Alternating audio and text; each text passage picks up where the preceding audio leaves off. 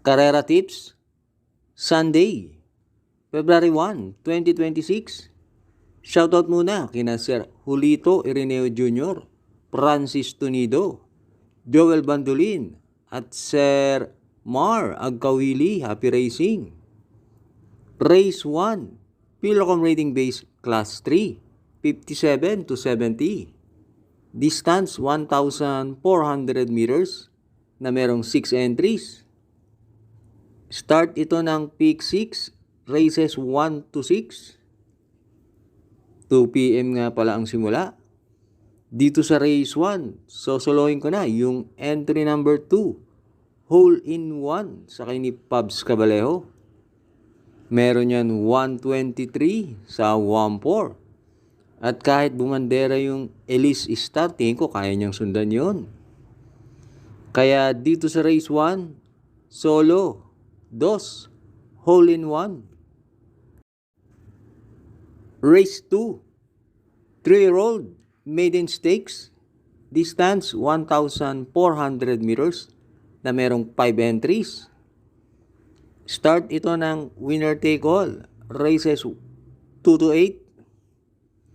Dito sa race 2, pampremera ko yung nanalo sa trial, Diamante sa kay ni Patty Dilema. Gumawa niya ng 127.5. At panigundo ko yung entry number 5, Candy Bell sa kay ni Jan Alvin Guse. Na tersero lang yan si Candy Bell. At mga 5 lengths na talo. Pero hindi maganda ang alis niyan. Kaya sa tingin ko pag nasabayan, tingin ko magandang laban.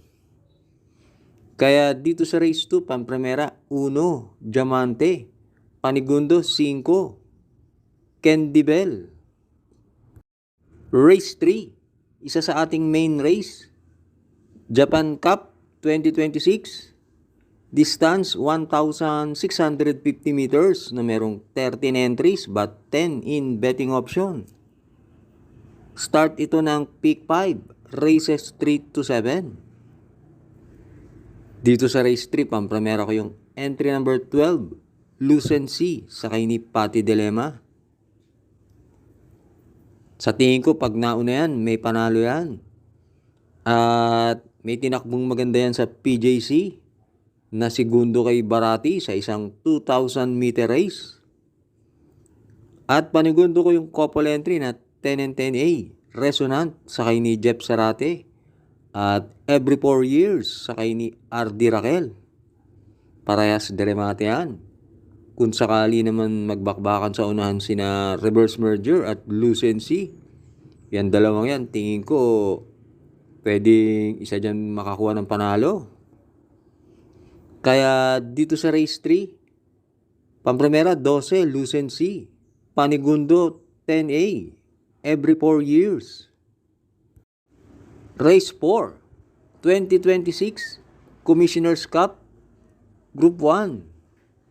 Distance 1,650 meters na merong 8 entries.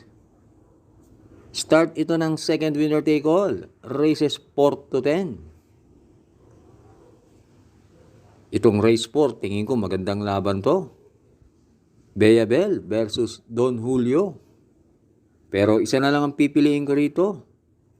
Sosolohin ko na yung 4, Bea Bell. Dahil tingin ko siya ang babandera.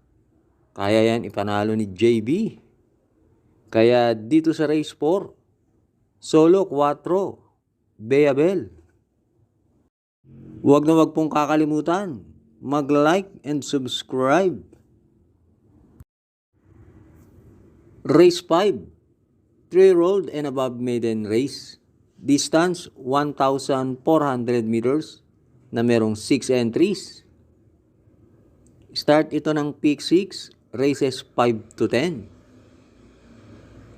Dito sa race 5, pampremera ko yung entry number 1, Be Kind, sa kay ni RD Raquel Jr.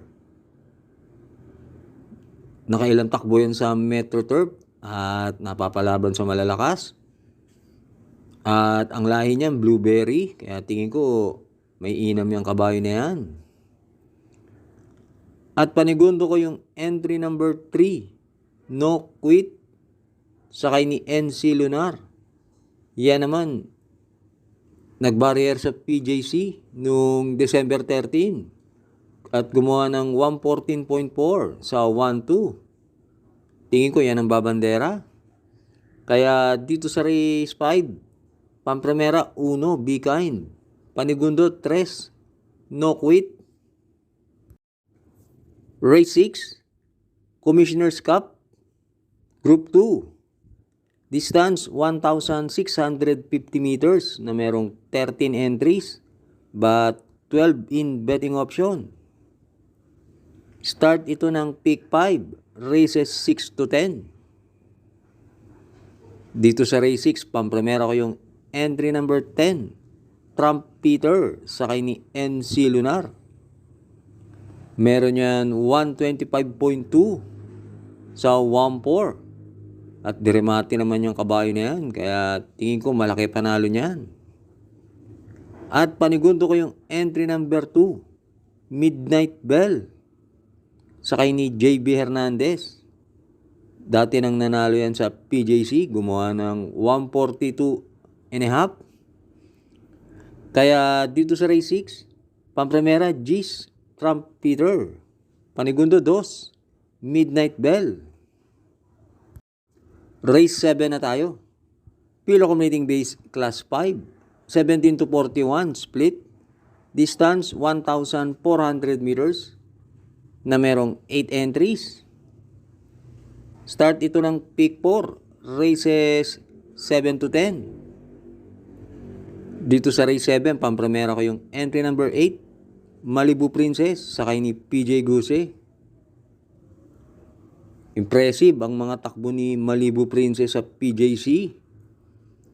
At sa tingin ko siya ang babandera. At panigundo ko yung entry number 3, Official Seal, sakay ni CL Advincula. Nung minsan, alamado yan, tersero lang dumating. Dahil puro lobang nadaanan. Pag yan naipwesto ng maayos, tingin ko malaki panalo niyan dahil meron din yan 127.5. Kaya dito sa race 7, Pampremera 8, Malibu Princess. Panigundo 3, Official Seal. Race 8, Pilo Accumulating Base Class 5, 17 to 41 split. Distance 1,400 meters na merong 9 entries but 8 in betting option.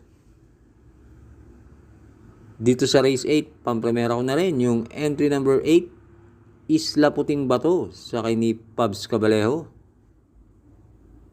Baka inayaw lang yan nakaraan, si Isla Puting Bato.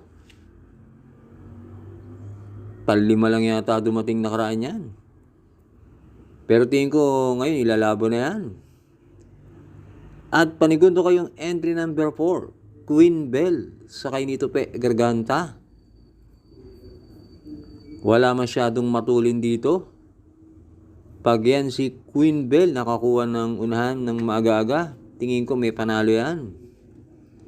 Kaya dito sa race 8, Pampremera 8, Isla Puting Bato. Panigundo 4, Queen Bell.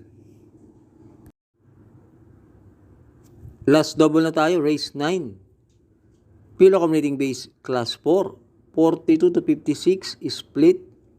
Distance 1,400 meters na merong 9 entries. Well-balanced na karera tong race 9. Hindi naglalayo mga tiyempo nila. Pampremera ko rito yung entry number 3, Lap in the Rain, sakay ni CP Henson. Meron yan 127.2 at yung kabayo na yan matapang lumaban. At panigundo ko yung entry number 1, Heavyweight, sakay ni Jeff Sarate. Pwedeng si Heavyweight na bumandera rito at kayang makatapos niyan. Kaya dito sa race 9, Pampremera 3, Lap in the Rain. Panigundo 1, Heavyweight. Race 10, Pilo Accumulating Base Class 4, 42 to 56 split. Distance 1,400 meters na merong 9 entries. Dito sa race 10, pampremera ko na rin yung entry number 5, high intensity, sakay ni C.A. Reyes. Consistent yan si high intensity sa kanyang 126 sa 1.4. At panigundo ko yung entry number 9, constatic offer, sakay ni Edgy Guerra. Kumpara sa mga nakalaban ni constatic offer nakaraan, dito sa gantong grupo, may panalo na yan si constatic offer. At pantersero ko, sasama ko na rin yung entry number 8, Paris with Bronze, sakay ni AP Nabarosa. Nagalingan lang ako sa kabayo na yan nung manalo sa maiden. Pero sa rating base, hindi pa nananalo yan. Sa tingin ko, mahirap iwanan yan. Kaya sasama kong pantersero yan. Kaya dito sa race 10, pampremera 5, high intensity, panigundo 9, constatic offer. Pantersero 8, Paris with Bronze. Salamat sa inyong pagsubaybay. Good luck. Sana buenasin tayo ngayong Sunday.